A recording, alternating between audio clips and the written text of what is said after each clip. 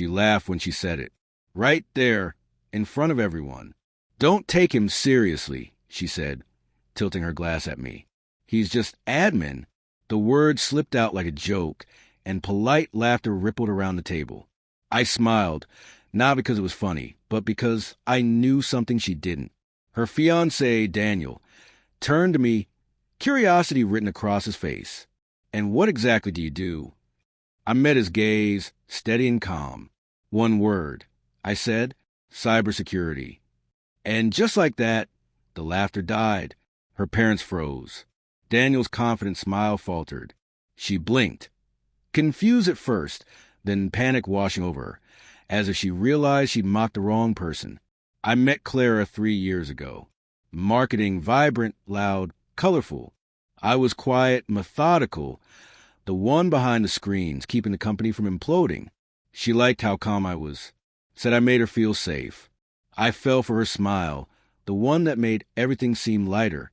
We built something, or so I thought, late nights in her apartment, her head on my shoulder while I typed.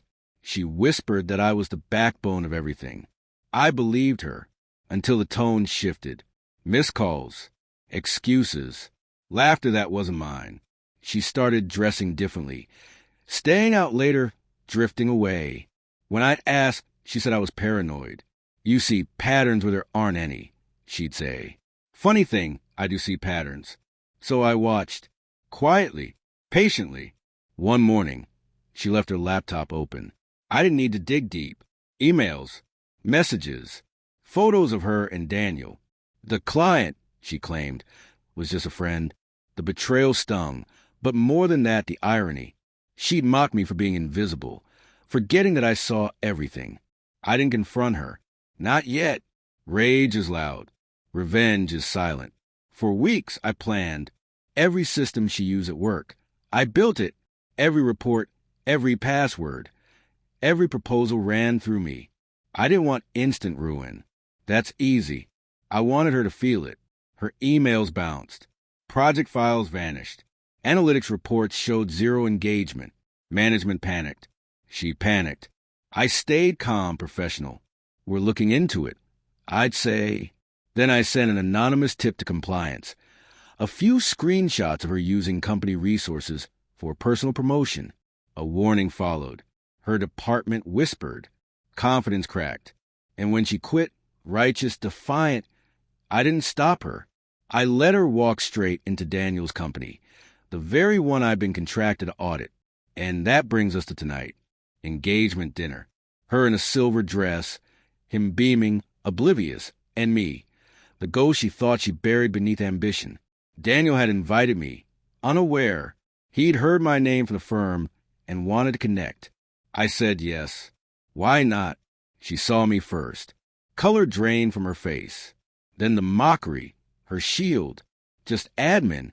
Then Daniel's curiosity. What do you do? Cybersecurity. I replied. It hit like a blade. Daniel blinked. Wait, you're the consultant from Redline Systems? I nodded.